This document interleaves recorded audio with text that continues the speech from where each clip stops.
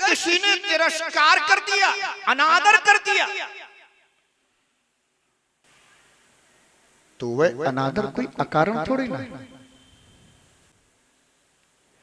तुम्हारा किया हुआ व्यवहार ही तो तुम तक वापस आ रहा है।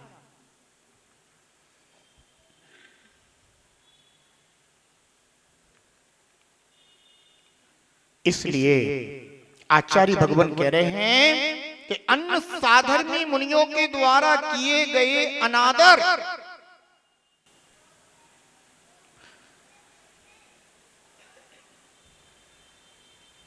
साधर्मी मुनियों में भी अनादर हो सकता है। वे तो मुनिराज हैं, मुनिराज हैं, पर अभी कसाय रहे, गुण कसाय रहते हैं, अभी भी संजलन कषाय उदय में चल रही है।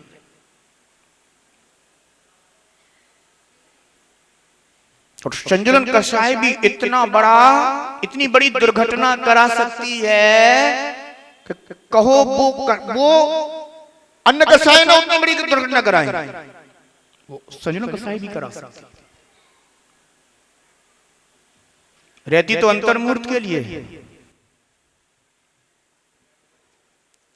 देव वगैरह के द्वारा किए गए उपसर्ग को सहता है, उसके बहुत निर्जरा होती है।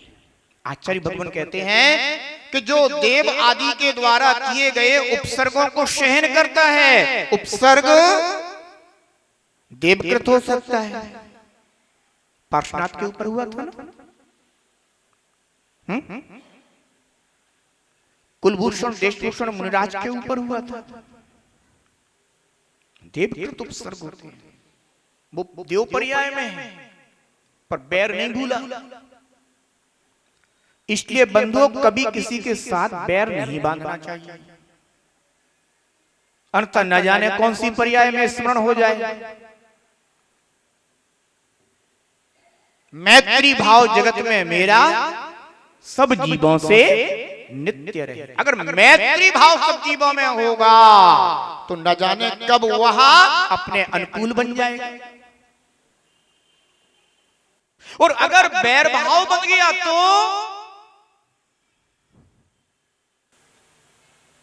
तो ध्यान रखना, बैर जीव को भाव भाव तक रुलाता है।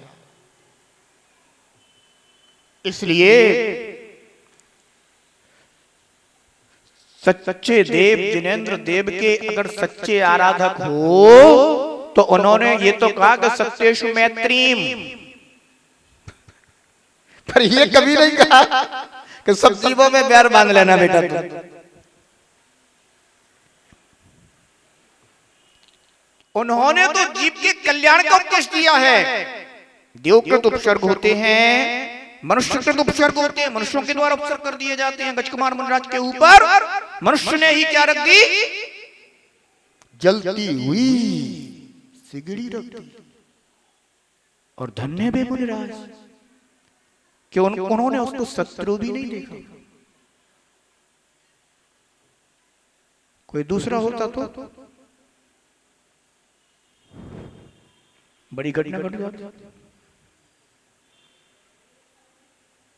पर निर्जरा का जो प्रेमी होता है, बस उसके पास यही तो विवेक होता है,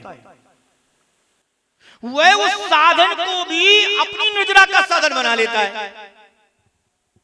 अगर किसी ने उपसर्ग भी कर दिया, अनादर भी कर दिया, दुर्वचन भी बोल दिए, तिरस्कार भी कर दिया, तो वो उसको अपनी कसौटी बना लेता है और चेक करता है कि मैंने आज तक की साधना में कितनी सफलता प्राप्त की है। आज चेक तो करूं, आज कसौटी मिली है, बरसों से खोज रहा था, कसौटी नहीं मिल रही थी, साधना पे साधना किए जा रहा था, आज जैसे जैसे कसौटी मिली तो आज चेक कर लो कि मैंने क्षमता आवश्यक का पालन आखिर किया कितना है।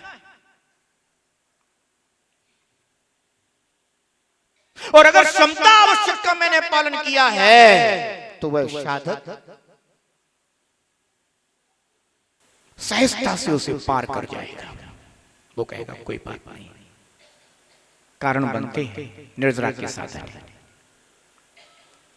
पुण्य योग से मुझे निर्जरा का साधन मिल गया।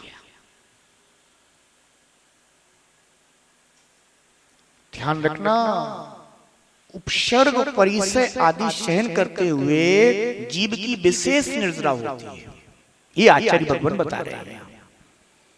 ऐसे कितने उदाहरण अपने सामने हैं कि निर्गुण योगियों पर उपसर्ग हुए और उन्हें केवल ज्ञान हो गया।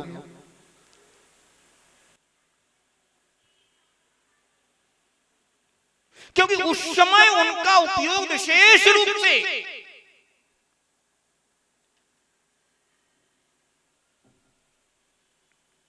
अपने निस्वभाव में रमण कर रहा है। समता का उन्होंने वो अनुभव किया कि उनके कर्मों की निर्जरा होगी और उन्हें केवल ज्ञान की प्राप्ति हो गई। इसलिए मनुष्यकृत उपसर्ग, त्रियंचकृत उपसर्ग, किसी ने सर्प बन के डस लिया, किसी ने सिंह बन करके खा लिया।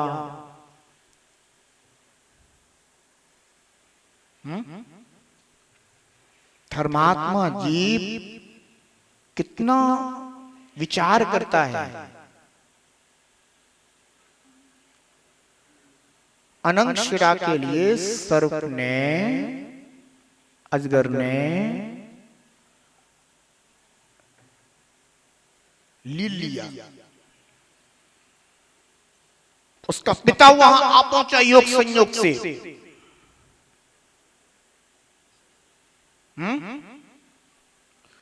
योग संयोग भी देखो कब बना, कब पहुंचा पिता, चक्रवर्ती पिता था, पहुंचा भी कब, जब उस पर इतना घोर उपसर्ग हो गया। 3000 वर्ष उसने जंगल में व्यतीत कर, तब पिता नहीं पहुंच पाया।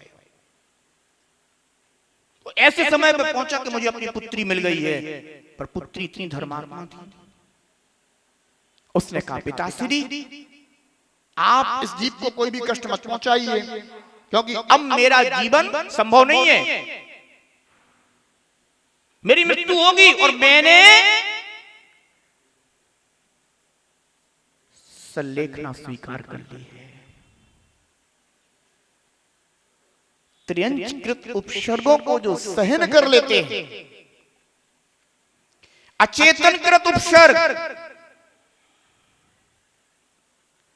इनको जो सहन करते हैं, उसके आचार्य भगवान कहते हैं बहुत निर्जरा होती है। ऐसे समय में एक निर्गुण साधक क्या चिंतन करता है, मैंने पूर्व में जो पाप कमाया था उसी का फल है। ऐसा जानकर मुनि तीव्र परिचय तथा उपसर्ग को कर्ज से मुक्त होने के समान समझता है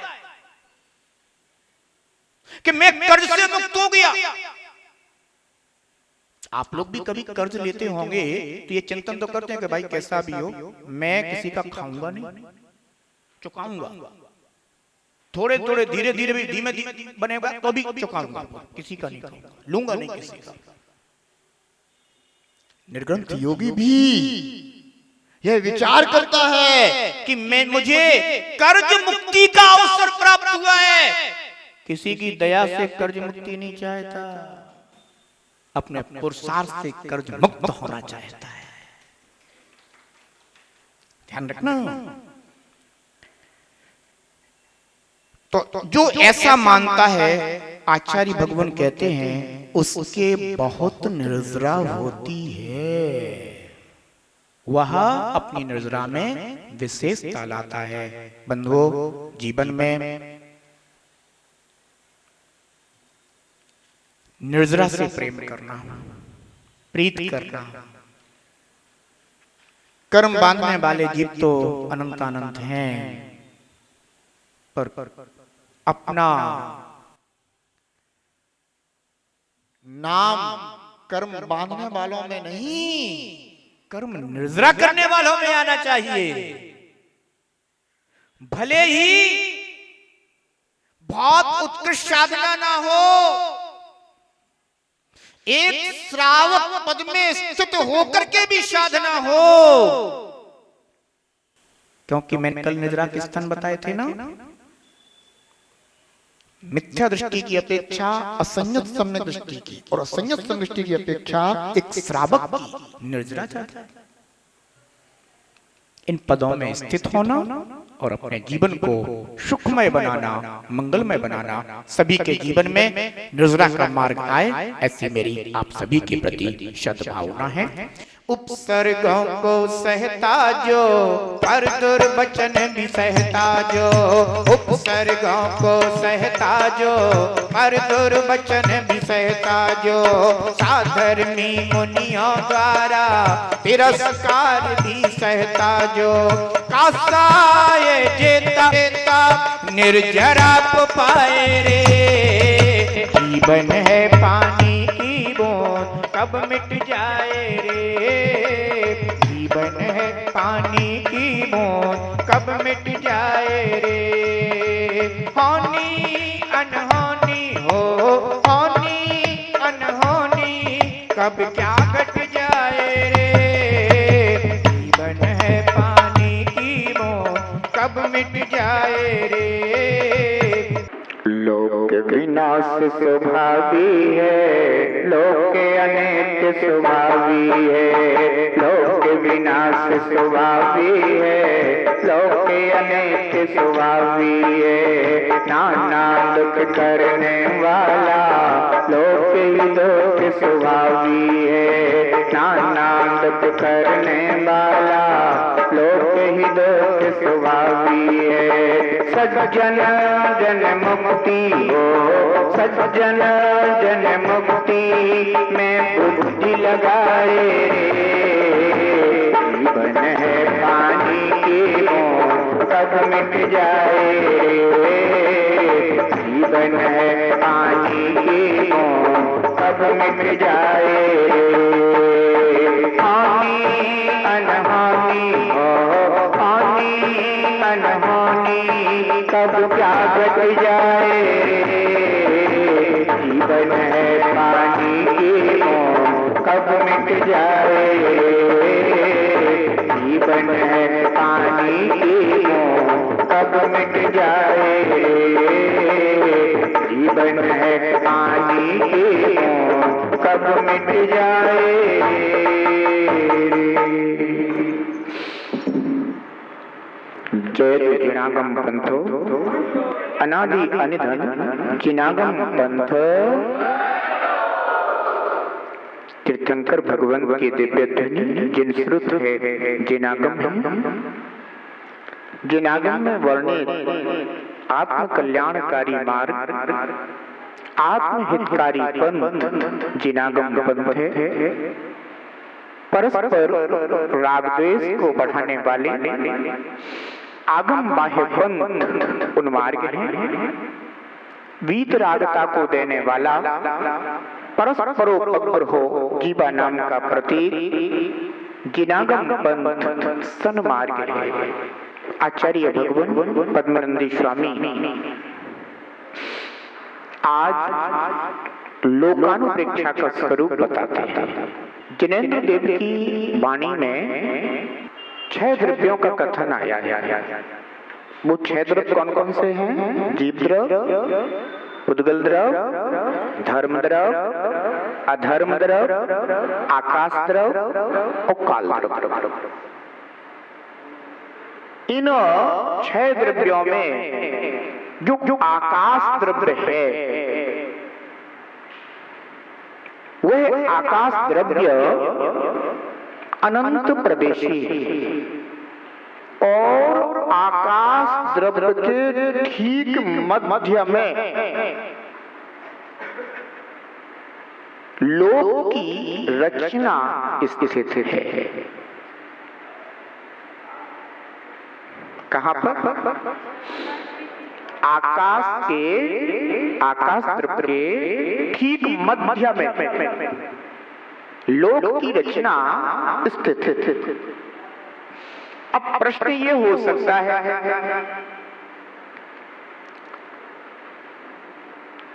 कि यह जो हमें अपनी आंखों से दिखाई देता है, क्या यही आकाश है?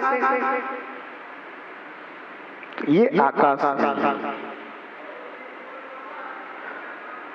जो आंखों से दिखाई दे कानों से सुनाई दे, जिह्वा से चखने में आए, स्पर्श करने में आए, सूंघने में आए, उससे पुद्गल द्रव्य जाने। कौन सा द्रव्य? पुद्गल द्रव्य, जो जड़ है, अजीब है। तो आकाश अपन को आंखों से दिखाई देता है, जिसको अपन आकाश कहते हैं। वास्तव में वह आकाश द्रव्य नहीं, ये लौकिक व्यवहार में आकाश संज्ञा प्राप्त हो गई है। इसे नील गगन कहते हैं। क्या कहते हैं?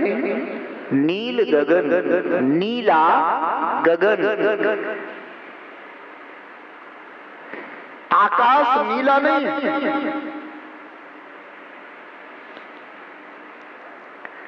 अपन जो यहां पर बैठे हुए हैं,